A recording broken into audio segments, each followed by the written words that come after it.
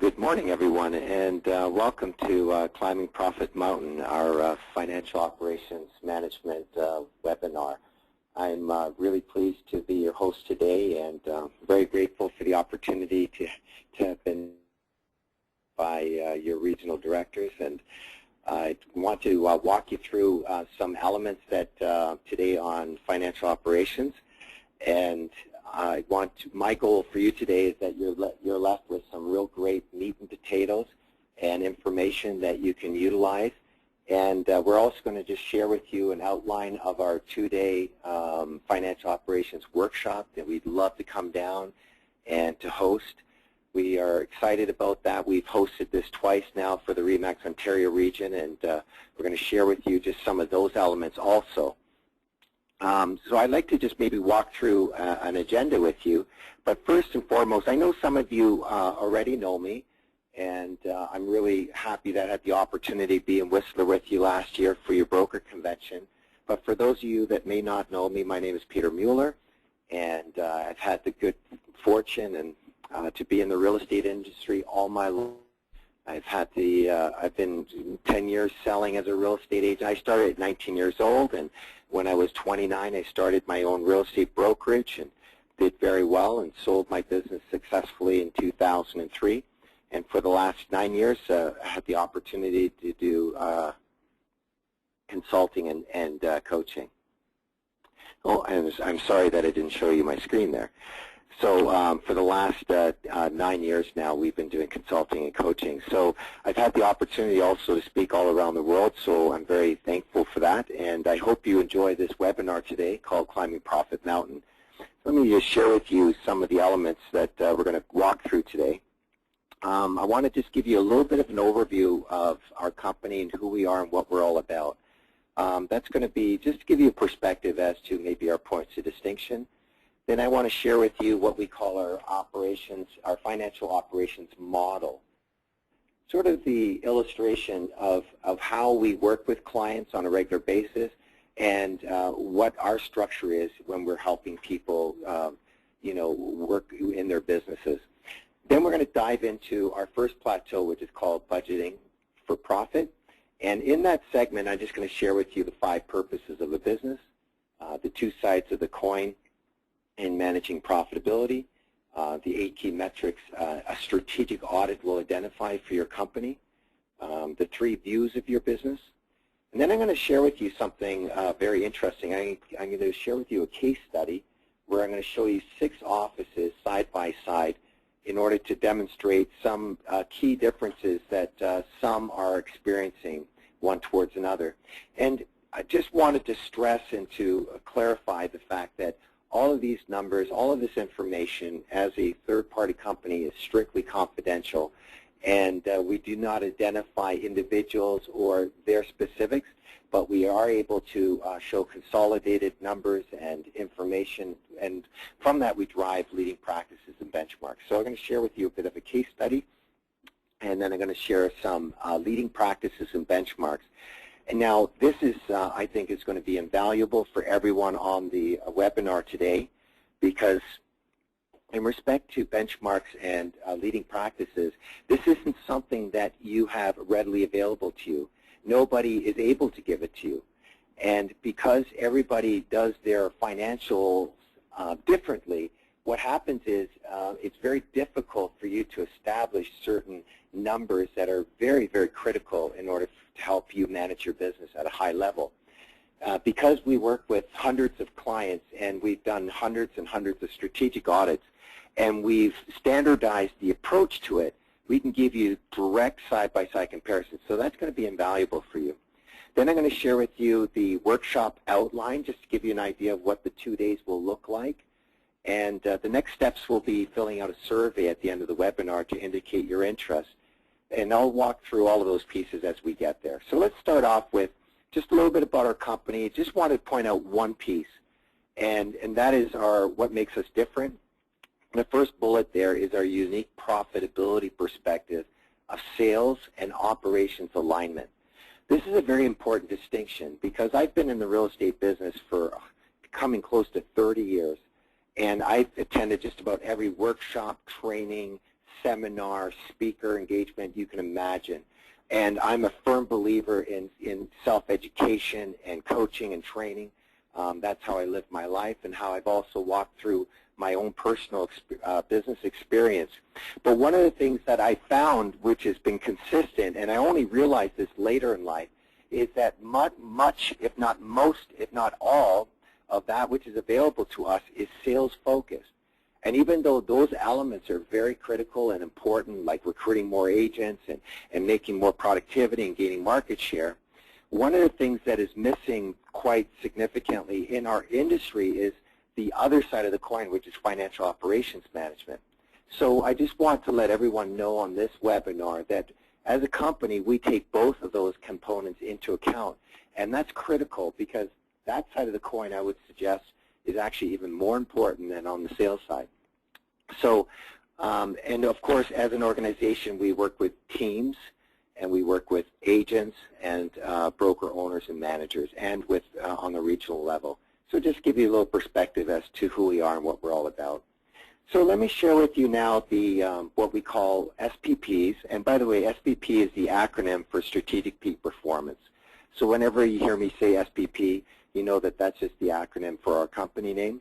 So I want to share with you our financial operations model. When we work with a client, whether consulting, training, or coaching, we utilize this model as the basis for our guiding our clients through a process. And as you can see, just like you have with a mountain or you have with any sort of a structure, a house even, you have to start at the bottom, and that's the foundation. And in this case, that's planning. And the whole idea, obviously, is to build upon that plan and to ascend the plateaus to a high pinnacle of financial operations management. And in order to do that, however, as you can see, we have to start on the first level. And that's that part that we're going to talk about today. And it's also the foundation upon which the CPM, or Climbing Profit Mountain Workshop, is built on, is budgeting for profit. And I know the word budgeting isn't a favorite word in our industry, and in fact, as a salesperson nature as myself, I much rather talk about recruiting, much rather talk about sales-driven type activities. But this is critical to the success of our business. We've created a process whereby we can help you identify your key metrics for success. So we start off with budgeting for profit. Then the next piece is, once we know what our key metrics are, then we have a proper gauge in order to design our comp plans or to revise our compensation programs. And that's why we call that alignment. In my experience, I've had the opportunity to work with hundreds of brokers on a one-on-one coaching relationship, a number of them for 3, 4, 5 years in a row. And when I work with so many individuals, sometimes we don't see the forest for the trees, and that's kind of where we come in, and we sort of look at the operations and to see, is there an alignment with the compensation programs, with the budget, with the objectives of the company, with the profitability forecasts and the vision. So that's the next piece, and we're going to deal with those two elements in the 2-day workshop. The third piece is, once we know what our budget is, we know what our key metrics have to be because we've forecasted them, we know we've designed our comp plans to appropriately achieve those results, we now want to validate that with our value proposition. And in the RE/MAX organization, what I love is that you guys have the best value proposition in the industry. 85% of my clients are RE/MAX broker owners and agents. And it's a testament, typically, to what you guys are all about and what your value proposition is. But there are additional elements there. But in this sense, we're not going to deal with the value proposition in this webinar. The next piece, I just want to illustrate our model, is now, once we've established these pieces, now we build the business plan. And we identify the strategies. And strategies are specific and measurable aspects of what it is that we want to achieve, and then we execute. So this is a typical model of how we work with anyone, and how you also work yourselves. The next piece is the executive review and scorecarding. Now, Plateau 1, 2, and 5, which is this one here, the analysis, This element or this plateau we deal with in the Climbing Profit Mountain 2-day workshop. And I'm going to share with you what elements are comprise the executive reviews and scorecarding and how to create scorecards and what numbers you ought to look at, and just sort of giving you some additional insights how to create certain reports. And then ultimately there's always improvement or realignment. So that's our financial operations model. That's the premise upon which we built our workshops, our training, how we deal with our clients in consulting, coaching, and so on. So let's start off with that first plateau, if you will, that first foundational piece, which we call planning. And I want to share with you some of the elements that I'm going to be utilizing when it comes to doing the 2-day training. And in the Plateau 1 is dealt with on the first day. Let's start off with the 5 purposes of a business. I know these may seem simplistic, but I want to underscore a couple points. The number one reason or purpose for a business, without a doubt, is to make a profit. Interestingly enough, when I first started our company and I first created the materials for training and coaching, my answer there was make money. But the reality is that's not an appropriate answer at all. There's a lot of companies that make money, but the question is whether or not they make profit. So making a profit is the number one purpose of a business. Number 2, I would say, is leveraging time. The whole aspect of creating a company and building a business is to allow us the opportunity in order to leverage ourselves. And in order for us to be able to, if you will, I remember one of my favorite consultants that I hired years ago used to say to me, he said, Peter, the value of your business is in direct proportion to how little time you need to spend in it. And what he was basically trying to say is that the more I didn't need to be there, the more valuable my business was. And that's what we mean about leveraging time. Number 3, satisfy a need. And I might even suggest, I might want to clarify by saying satisfy a need in the way others don't. Number 4 is professional fulfillment. And my last one is my favorite, and this is something that I had the opportunity to do in 2003, to create equity or something that you can sell down the road. Now, whether you want to die in the business or whether you want to retire in 10 years or 20 years, ultimately we create a business in order to sell it. That's the premise of it. So those are the 5 purposes of business. We know that one thing for sure is that profit creates wealth. What I mean by that is ultimately when you create anything that's profitable, profit creates something else, which is what's called equity. And when we create equity, that's what you sell. And that's why we say profit creates wealth. I'm going to share with you an illustration that I think is very powerful and important. It's called the 2 sides of the coin to managing profitability. I got this illustration and this whole analogy from my partner, Werner Rodriguez. He's got a PhD in management and executive MBA. He's been a partner with KPMG and Bearing Point.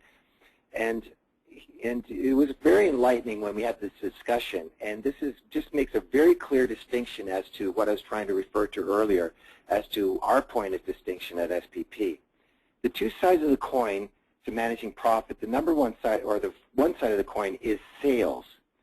And when we talk about sales, if you're a real estate agent, that would refer to the listings you get, the buyers you sell, you know, the GCI, the gross commission income that you generate. In broker side of things, as you can see here, it refers to recruiting, retention, productivity. Those elements that drive revenues or drive volumes. That's the sales side.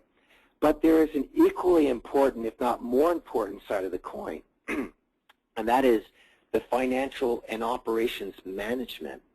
That aspect is critical, and because I've had great experience working with numerous broker owners in my career, I noticed that this is the area that maybe lacks the most. It is the focused attention that actually needs the most focus. Now, when it comes to financial operations management, these are the areas of like budgeting and KPI scorecarding. Those are your key performance indicators. Receivables, cash flow. So you see, sales is what drives volumes, and financial operations management drives the returns on the volumes. How much you're going to receive on those volumes. Now, I want to share with you an example of what I mean by this distinction here. This is, I call this the tale of two coaching clients, and these are two clients that I've worked with in the past, and I think it gives you a very clear illustration between the importance of financial operations management versus just being sales focused. Client A had 130 sales associates and a company dollar revenue of $1.2 million. And their average production per agent, and this was a U.S. broker that I worked with back in 2007, so this is before their financial crunch. They had an average production per agent of $80,000 per sales associate. Now, in the States, it's a little bit lower than you guys. In Western Canada, you guys are closer around 100. But regardless, these are still very strong volume numbers. These are all volume numbers. Now, if we compare that to Client B, you can see that Client B has only 28 sales associates, company dollar revenue of $534,800, and average production per agent of $45,000. So when you look at just purely the sales side or the volume side, everybody would put up their hand and say, I want to be Client A.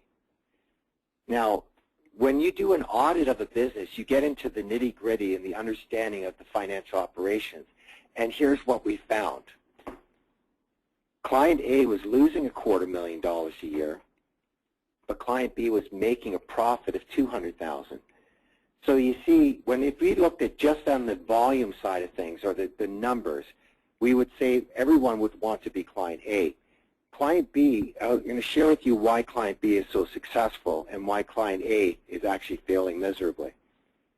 The number one reason why Client A is failing is because their per person contribution, so this is the amount of money that you're earning per sales associate annually. For Client A was $9,230 per person. Client B was earning $19,100 per person on average. So if you take everybody together, I know you have some strong producers, you have some weak, but if you take them all together and you have some team members, we don't discriminate. Everybody's lumped into this pool. If we look at the per person contribution, it's a distinct difference. What this per person contribution is what we call the driving the returns on the volumes on that illustration I was sharing with you earlier. From my experience and from the consulting that I received as a broker owner in the late 90s, this was the number one metric of your business, contribution. This is the money that you earn per sales associate. There is no more important net metric or number than that. And I'll underscore that point as we go along into this presentation. So ultimately, I want to share with you this one little statement here. The gentleman that was coaching Client A, this is very typical to what my experience has been and what I hear. And by the way, I might even add, just to be humble, it was exactly my response or the kind of response I would give. When I was looking at my business and realizing I wasn't making the profit that I would like to make, or I would like to increase the profit, my solution always was, I just need more agents. Now, with Client A that I just shared with you, if that was the solution, we would have driven him into bankruptcy quicker. Because the question or the issue wasn't the number of agents he had. The issue was what he was getting as a return on those agents. That's why I love this statement. It says that if somebody's going down the wrong road, he doesn't need motivation to speed him up. What he needs is education to turn him around. This kind of education is what I received back in the late 90s when I was running my company. And I also believe that just driving more agents would solve all my problems or make me more profitable. But what happens is you also drive up your fixed and your variable costs. So what's important is, yes, recruiting is critical, important, definitely we want to do that, and I coach and train on recruiting all the time. I work with recruiters, broker managers, you name it. But what good is that if the foundation is weak? So, and even though I've got strong brokers on this webinar today, but what's interesting is the people that attend my webinar, or my trainings, are successful brokers. They're people that are looking towards making what they have now better and being able to look at their numbers, because what happens is this: you don't have a premise in order to make comparison. You can go to as many broker conferences, events, and trainings as you like, and you could talk to as many brokers, and they can tell you that they're making X number of dollars with so many people. But the bottom line is, how do you know that those numbers aren't polluted? So what we had to do as an organization is we had to create a process or an approach to standardize how we look at numbers, and that's where it gets powerful.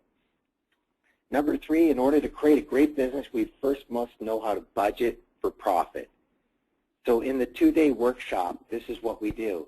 We have a standardized approach to analyzing the information, unpolluting the numbers, and be able to create a clear, crystallized, side-by-side view, and not only just to your peers, but to everybody else that we've ever audited. And again, just to stress and underline, everything is confidential. Nobody will know who's in which column. So bottom line is, this is the kind of way we need to look at our information. So I'm going to share with you that there are 3 factors in production we want to look at when we look at your income statements. And when we do an audit of a business, what we do is we look at a 12-month window. So it's January 1st, 2011 to December 31st, 2011, or June the 1st, 2011 to May 31st, 2012. We look at a 12-month window. Now, there are 3 factors in production we look at: fixed costs, variable costs and salary, and profit. Those are the 3 factors in production. That's all there is: fixed, variable, and profit. It's the profit one that doesn't get budgeted often enough or appropriately enough. Most of the times when we do a budget, we think of only how much our costs are, but we don't think in terms of the fact that, hey, wait a second, we also have to budget in the profit. That is an important factor in production. And I can tell you right now, it's one that gets not the focus that it deserves. So next, in order to budget for profit, we're going to need to do and execute what we call a preliminary audit of the business. Okay? So here's the 8 key metrics that the audit will identify. Number 1, it'll identify what we call the per person contribution to the company dollar objective. Now, what I mean by this is we can all take our gross revenue, divide it into the number of agents to see how much money we are earning per sales associate. But this metric here is bigger than that. It says this is the amount of money I need to earn per sales associate so that I can achieve the profit goal that I budgeted. Now, many of us could be at 10% capacity, 50% capacity, 80%, 90%, or 100% capacity in your appropriate offices or in one of your offices. What we do when we do an audit is we forecast what your expenses are going to be when you're done, when you're already at full capacity, so that we can properly go backwards now and say, okay, I want to make X number of dollars profit, and that's how we define the objectives. So this is critical. Number 2, of course, once you have that, you know exactly what your true minimum production standard is. You'll have the metrics necessary to design or revise your comp plans. And by the way, guys, I'm going to share with you a case study of one of a broker client of mine who's a platinum level member at SPP. That means he has achieved, exceeded, or just met some of our key performance metrics, and based on the weighting that we gave him, he's platinum.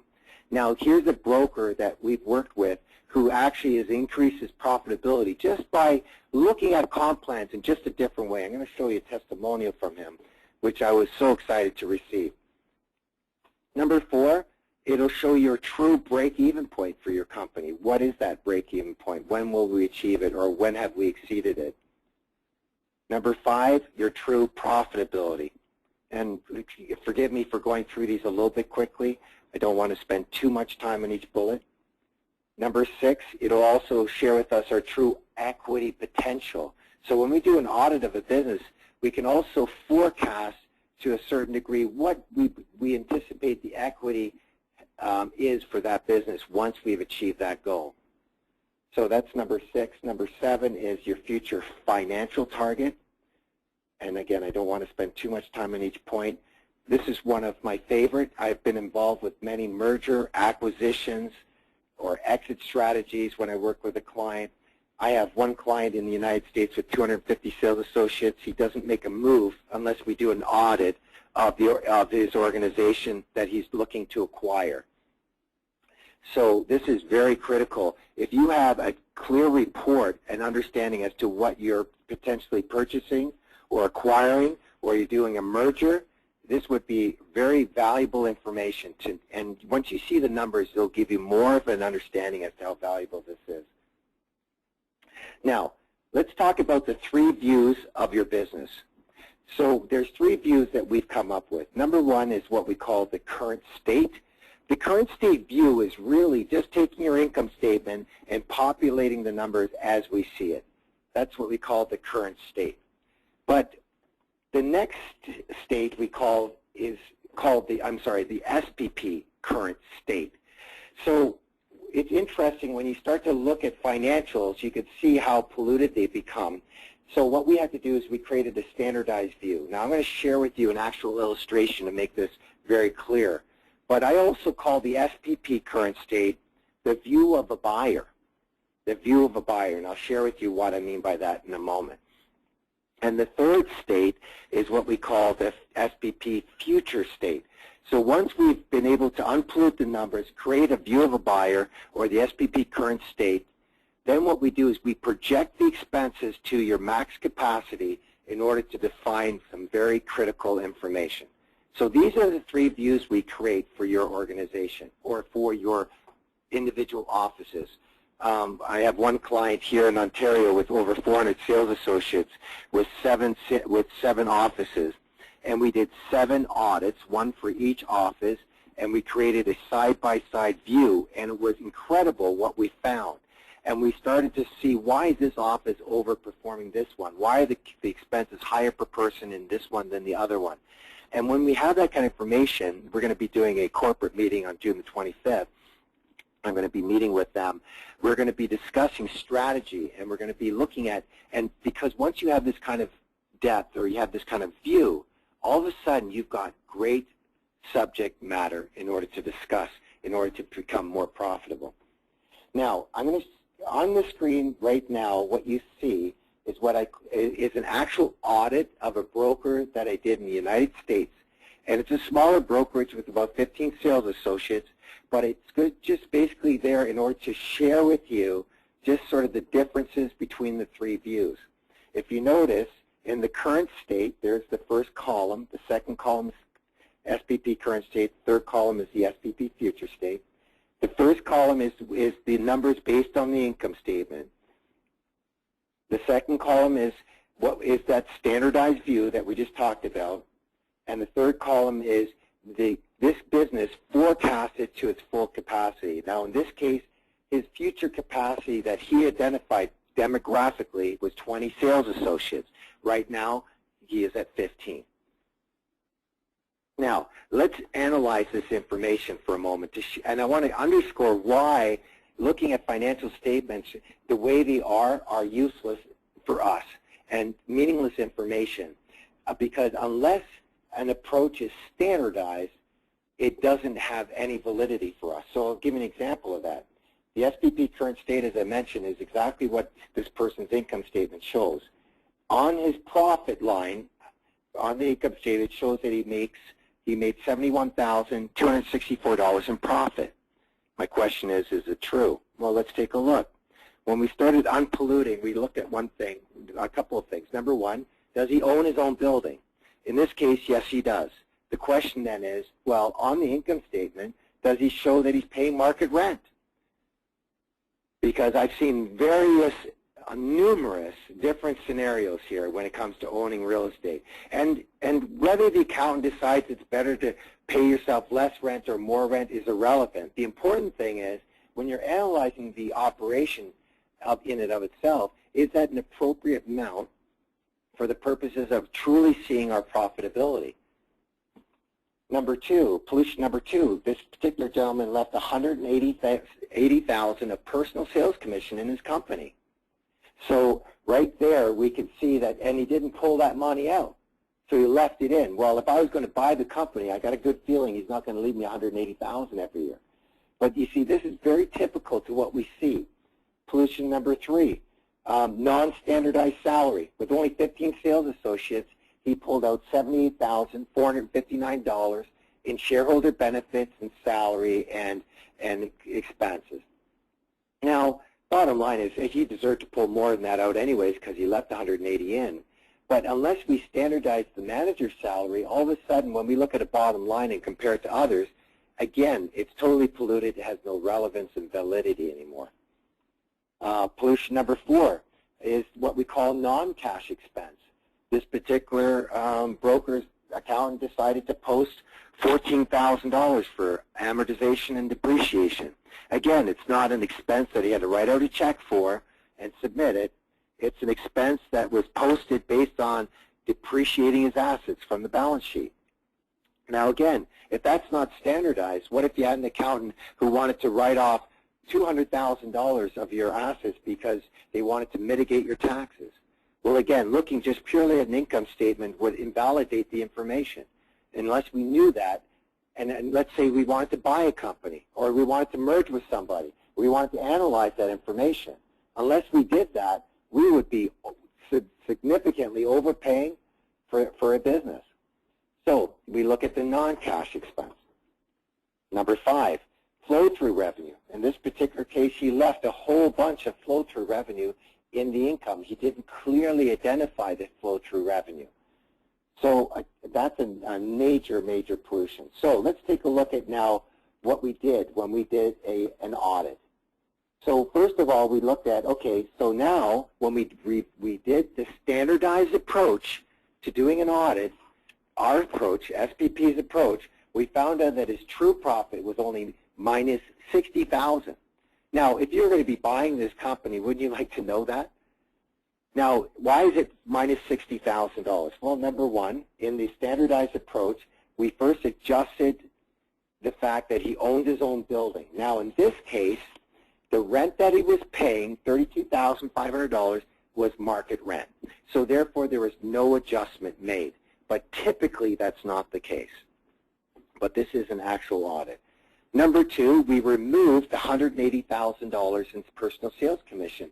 And basically, we're saying in this view, it says, wait a second, you earned that as a sales associate. You pay yourself a manager's salary for managing the office, and you get paid the profit as the entrepreneur. So he's supposed to be paid three different ways. So that $180,000 belongs to him. We removed that out of the numbers. That's pollution number two. We unpolluted it. Number three, we standardized the salary for manager's salary. So this particular gentleman manages the office of 15 people. The benchmark that we've established, and I wish I had time for questions and we could discuss this at length, but we've done hundreds of audits. We've established a benchmark for a manager's salary at $2,000 per person. That does not mean that that's what you have to pay. That does not mean that that has anything to do with how you operate. It is a standardized number that we had to use in order to create this view. So with 15 sales associates, that's why you see $30,000 there. Now the next thing we did is we standardized the non-cash expense. So what we did is we decided to, we looked at how much the assets were worth, divided it into 5, and we came up with this is just our approach to how we established the non-cash expense. I don't want to get into too much detail on that. And then we removed the flow-through revenue, which does not belong in the revenue side. And ultimately, when you do all of that, it shares with us the true profit of that organization. Now, where this information gets powerful is when you compare this SPP current state with other SPP current states of other offices. That's where you get significant value. So now with the future state, what we do is we project how big he can become based on the square footage that he is right now and the demographics. Then what we do is we budget it in a benchmark for profit. Okay, now how we use the benchmark for profit is we're based that on $5,000 per person. That's how much the benchmark profit is that we have established from doing so many audits. And so if you just think in terms of how many sales associates you have times $5,000, that would be what we call leading practice in profitability. If you've got 100 sales associates and you're making $500,000 of pure profit based on our standardized approach, okay, based on paying yourself the appropriate management salary, then you are on your way to being platinum in respect to our metrics for brokers. Now, then what we did is we revised the variable expenses, and ultimately what it does, it resets the company revenue goal for the business. So bottom line, we've been able to clearly define his per person contribution to the company dollar objective. In this case, this broker needs $14,621 per sales associate in order to achieve the goal when he gets to 100% capacity. That's the bottom line. So you can imagine once we've established this kind of a view for your company, you'll be able to then clearly compare and see what areas you can improve, what areas you're doing very well at, and know it for a fact. Again, it's because we've done so many audits and we standardized the approach that this kind of valuable information is available to you. What we do here on the bottom is we identify the per person cost, fixed, variable, profit, ancillary revenue per person, employee cost per person, square footage per person, and many other metrics. Okay, so let's have some fun here. I'm going to share with you a case study analysis. And again, as you can see from the view, it's confidential. Nobody knows which broker is whom. I'm not going to tell you where or when this was done or which brokers are involved in this case study. But I do want to emphasize something that I found was quite enlightening when I worked with these brokers that you see on the screen. Number one, notice that this broker here in this column has 84 sales associates. And notice that the broker here with 80 sales associates, these two brokerages just happen to be in the same city, in the same type of demographic, same brand. Now, you would think that if everything's all the same and it's all about recruiting, you're going to notice there's some very significant differences between broker A and broker B, if you will. Let's take a quick little look at this. Number one, broker A's profit, true profit, is $52,162. Remember, this is based on the SBP current state. This is based on us unpolluting the revenue, budgeting $2,000 per person for manager salary. Now, this particular broker, he manages that office. He's got 80 sales associates. That means we budgeted $160,000 from that income statement to the manager's salary, and we reset the true profit of that company at $50,000. So he's paying himself $160,000, but don't forget the $160,000 is what he deserves for managing that many people, for taking care of wiping all those noses and holding all those hands. But what's left over is $52,000 of pure profit. That's what he earns as the entrepreneur. The $160,000 is what he earns as the manager. And if he sold real estate, in this particular case he doesn't, then he would keep his personal sales commissions because that's what he earned as a sales associate. Now, let's compare this to this gentleman over here. His profit with the same approach, the same view of his business, $393,000.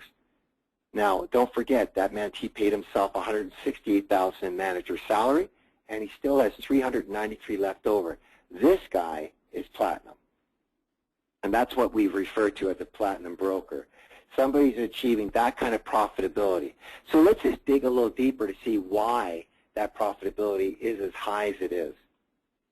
Well, let's take a look at the first broker here. His average contribution per person, if you recall, I suggested earlier that that is the most important metric in the business, is how much, well, the most important metric is what our objective should be. This is his actual contribution. So he's earning $8,470 per sales associate. Why is it that this broker is earning $13,600 in the same demographic with the same type of infrastructure, same city and town? So this kind of, now this is an extreme example, but it does share with us some very good insights. Now let's reverse it a little bit. Why is it that this gentleman's contribution objective is only $12,800 and this person is $13,900? So you can see right there with this particular broker, the one thing we can look at, even though he's wildly profitable, we can still see areas of improvement. Where is that areas of improvement? Well, his objective is about $1,000 more per person to achieve the same profit. So what that means is his expenses are a lot higher than broker A. So a lot of this kind of information gets gleaned from looking at numbers. We're just doing a real quick snapshot. There is hours of discussion on this kind of stuff. And we do this at the workshop. It is incredibly insightful.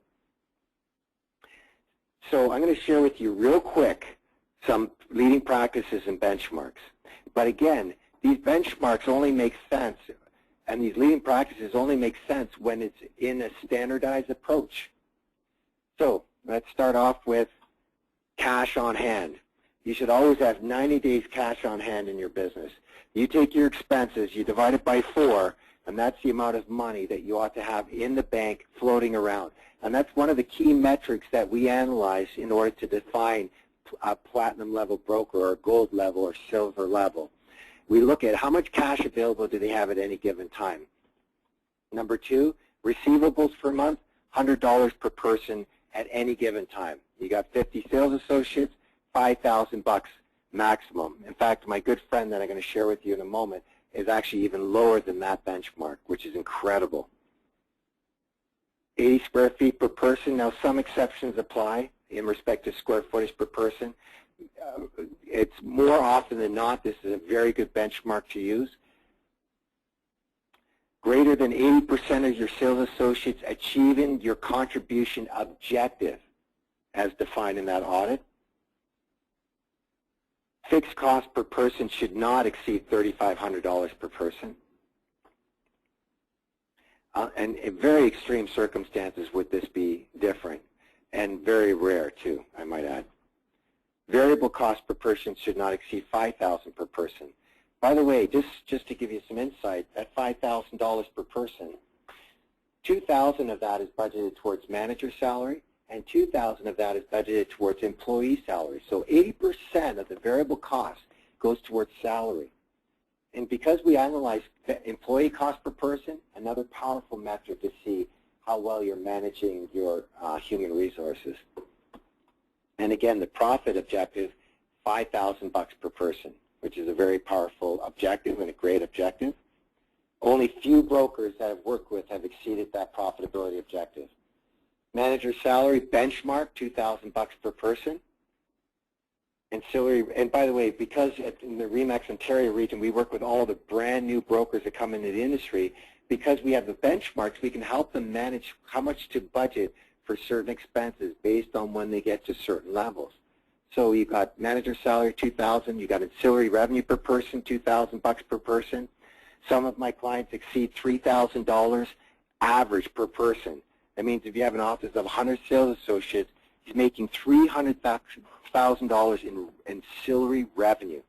Now, obviously we work with these people. We understand what they're doing and how they're managing or how they're creating that kind of revenue stream.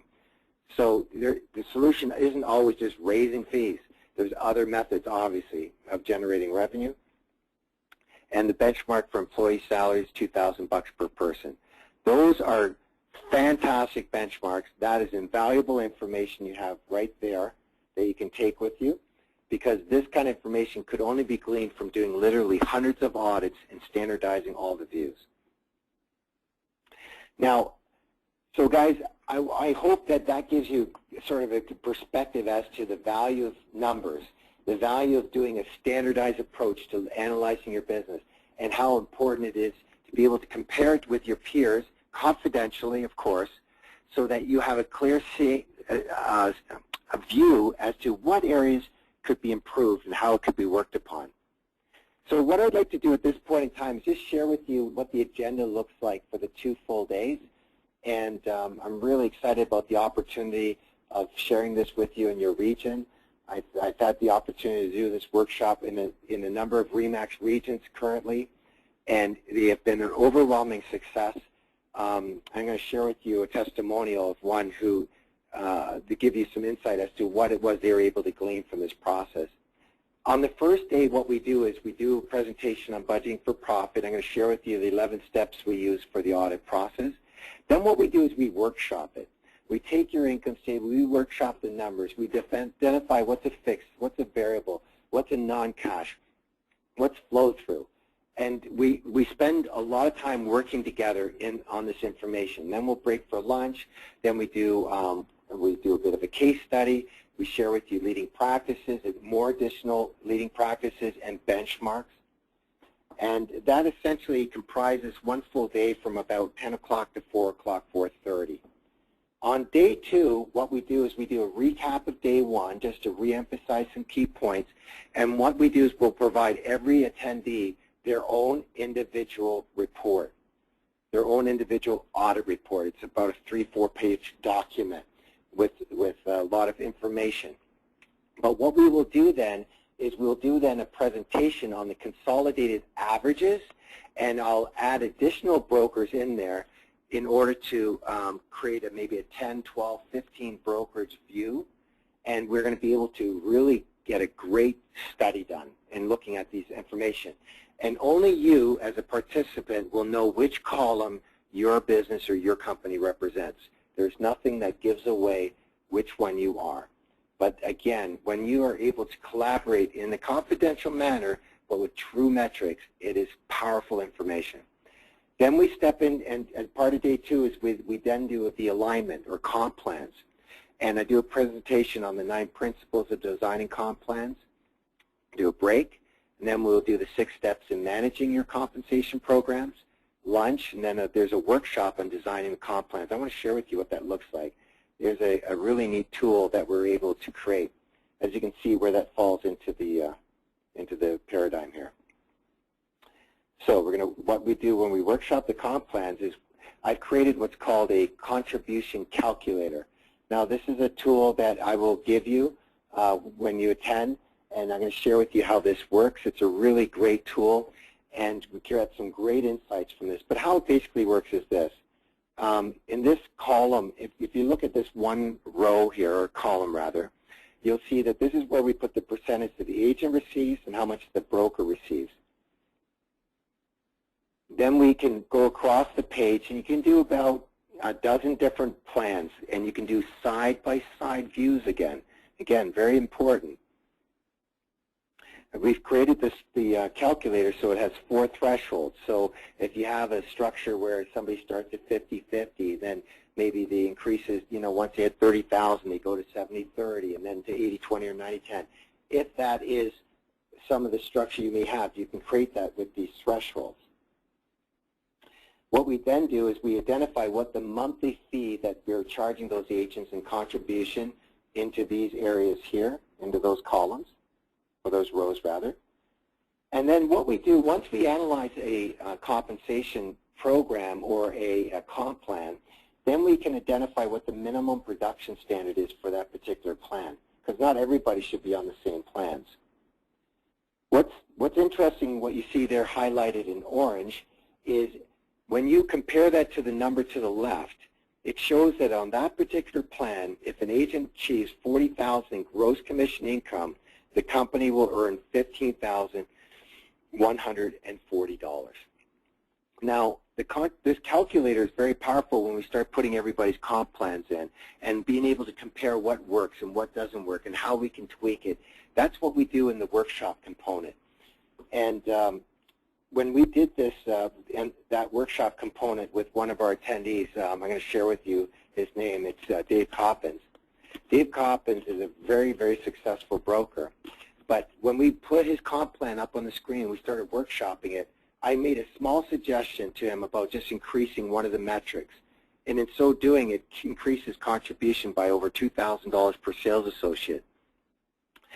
From just that one little insight, just from that happenstance of that conversation, he got up, got on his phone, called his administrator, and changed the comp plan right there on the spot.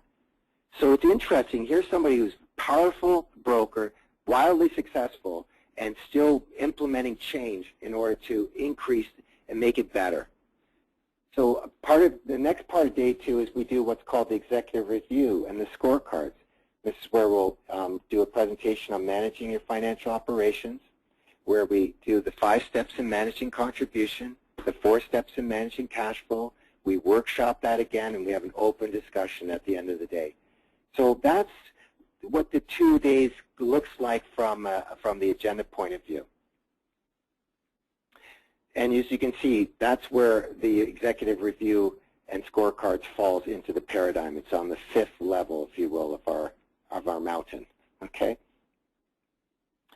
Another report that we do in the executive reviews and scorecards is managing contribution. This is where we actually look at how much money does each sales associate earn for me on a monthly basis. So and by the way, there's a saying in this world that what you measure gets improved. But what's interesting to me is when I work with brokerages throughout the world, how few of them measure how much they're earning per sales associate on a regular basis. What you measure gets improved is an analogy that is well described by if anybody was ever trying to lose weight. If you step on a scale every day, you can see how much you weigh.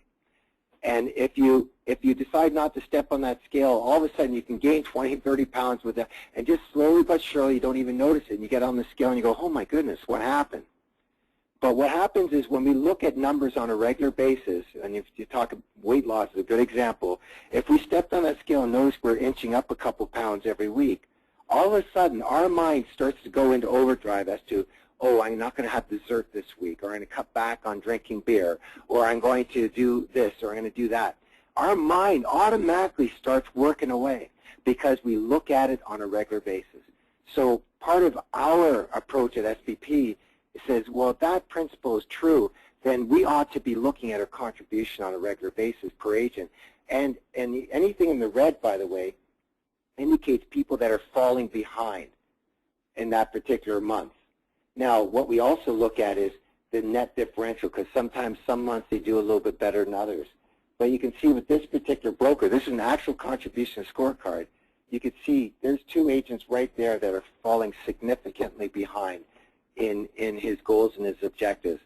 And this becomes part of a management strategy now.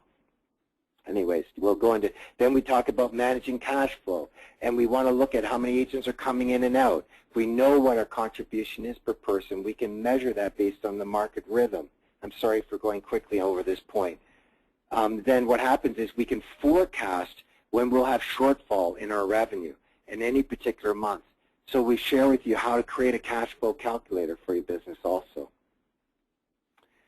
So, ladies and gentlemen, I just want to share with you one of the participants I had last year for this workshop. His name is David Coppins. He was Broker of the Year in 2011 for the Ontario Atlantic region, and he's been 21 years in the business. But I want to share with you an interesting insight. When I asked the audience at that workshop, what is it that you want to gain most out of this 2 days, Dave, the first thing he said to me is, Peter, I have no idea if I'm doing good, bad, or indifferent. He had no premise of comparison. He had a sense that he was doing well, but he didn't know how well he was doing. Well, I'm happy to report that Dave was actually our first recipient of our Platinum Award level membership. And what that meant was there are about a dozen different metrics we look at, per person metrics of an organization. It's got nothing to do with how many agents you recruit, even though that's going to be a part of it. It's not the heavily weighted metric. The heaviest weighted metric that we have is profit, true profit.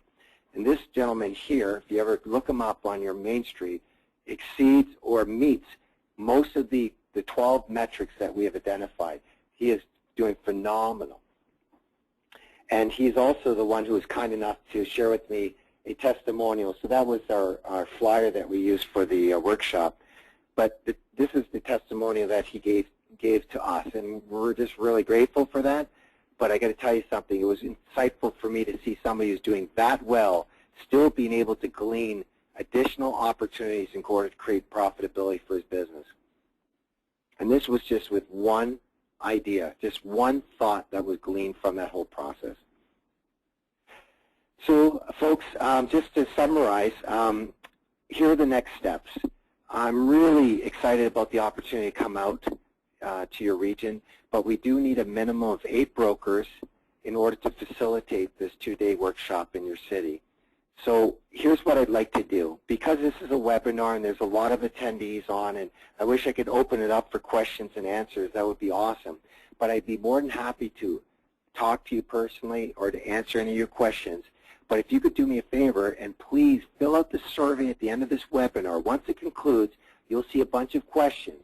And one of those questions is whether or not you'd like to attend the workshop or you want a strategic audit of your business, and how you enjoyed the presentation. If you'd be kind enough to fill that out, I'd be very, very grateful. If we can get 8 people together, we will secure a location and set a date for the workshop that will accommodate everyone. And if you decide that you'd like to attend, I will send out to you today the registration form and the questionnaire. The questionnaire has a number of reports that you need to provide in order for us to facilitate this process with you. So it's very interactive. It's a small group. It's usually the strongest group of brokers within a particular region that understand the value of this.